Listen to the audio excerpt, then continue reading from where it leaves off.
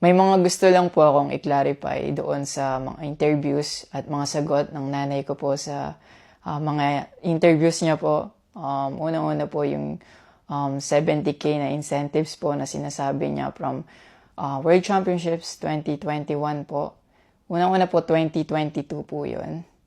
At hindi lang po 70K yung na-receive ko po doon. Alam ko 6 digits po yun. Dahil dalawa po yung nakuha kong medalya.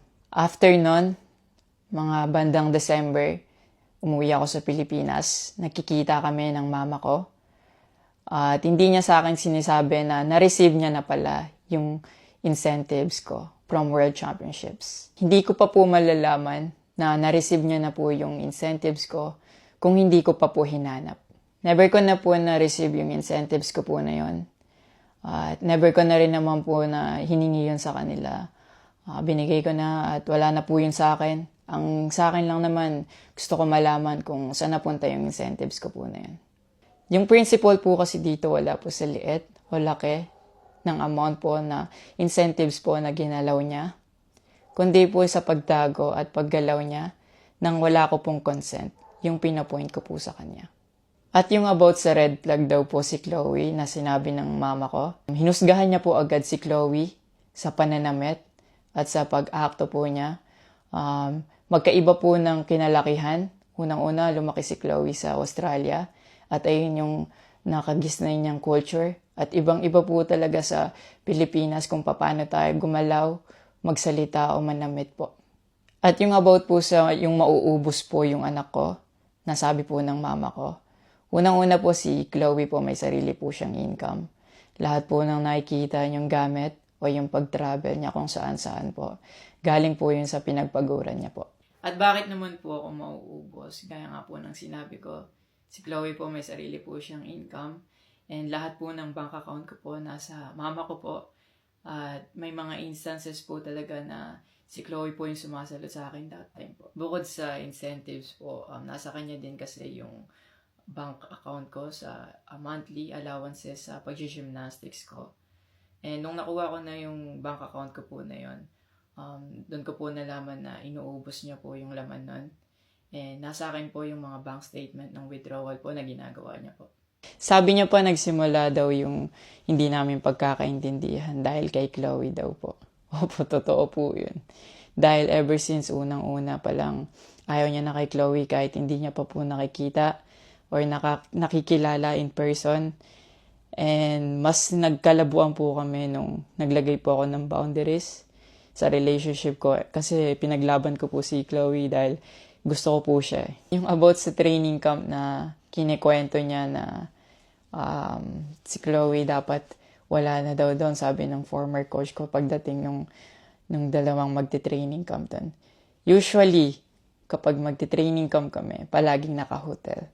And miscommunicated yon na doon pala sila sa akin na mag-i-stay. Hindi rin totoo na pagpunta nila doon, nung dalawang bata, dapat wala na si Chloe kasi sabay-sabay silang pumunta doon. Actually, nagulat pa yung former coach ko kasi nandun si Chloe. Winelcome naman namin sila talaga. Nag-prepare kami para sa kanila. So, hindi ko alam kung bakit ganun yung mga sinasabi niya. At yung sinasabi niya po na yung dalawang bata po dahil si Chloe yan doon, yung nakabalandra daw yung puwet po. Bilang nakakatandang kapatid po, bilang boyfriend ni Chloe po, at bilang ate at kuya po, kami po aalagaan po namin sila. Hindi namin po gagawin yung mga iniisip niya na ganon. Ang dumi niya mag-isip at hindi appropriate yon para sa akin at disrespectful yon actually sa akin and kay Chloe po. Yung sinasabi niya na so dapat wala daw pong outsider or guest po doon sa apartment ko po. Di din po yung totoo kasi wala naman pong naka-indicate or nakalagay sa contract na bawal yung guest or outsider sa loob po ng apartment po.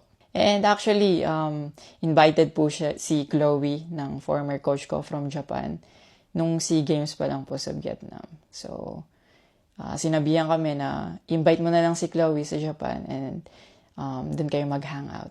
Sabi niya pa na feeling niya daw nilalayo ako ni Chloe sa kanila. Unang-una po yun, months before nun, kasi uuwi ako parang 3 days yun. Sinabihan ko na sila na mag-i-spend time ako kay Chloe. Nagpunta kami sa Baguio. Sinama ko si Chloe, nag-spend time kami. Nakikipaghalubilo naman po kami, hindi naman ako nilalayo ni Chloe. Actually, pumunta pa kami sa Pangasinan. Like, po kami doon, parang meet and greet. Yeah. Tapos after nun, nagpunta tayo ng Baguio. And then, ikaw pa nga nag-aya na yung sa bike. Yeah, Because we didn't know tayo. what to do Yeah.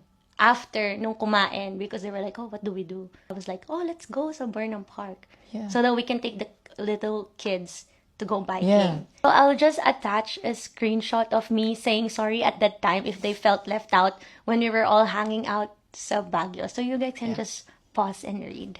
Actually, nagkita po yung mama ko and yung family ni Chloe twice po. And then, yun, nag-usap po sila. And the last resort, my family made a group chat Yeah. na kasama everybody involved because my family wanted to address kung ano yung issues ni mom mo towards me. Yeah, kasi marami na siyang pinapost. Yeah, madami na siyang pinapost. And even though my family knew na madami na siyang pinapost, my family still welcomed them, treated them with respect, and with no judgment na pinaringgan nila yung side ng mom mo, what she had to say about me and our relationship. And then, after the group chat, she left, your mom left, and wala siyang narinig anything from my family. May recent interview po kayo na kinakongratulate niyo po ako. Kung genuine po talaga kayo, maraming salamat po. Ina-acknowledge ko po yung pagka-congratulate niyo sa akin. Pero nagpa-flashback pa rin po talaga yung masasakit yung sinabi sa akin at yung mga hindi nyo pag-wish well sa akin. Like, tumatatak po yan sa akin talaga. Ang message ko po sa inyo na mag-heal kayo, mag-move on, at napatawad ko na kayo long time ago po. Pinagpe-pray ko na maging safe kayo palagi at nasa maayos kayong kalagayan dyan lahat. Tigilan na po natin to at i-celebrate na lang po natin yung mga ginawa po ng paghihirap, pagsasakripisyo ng bawat atletang Pilipino dito sa Olympics.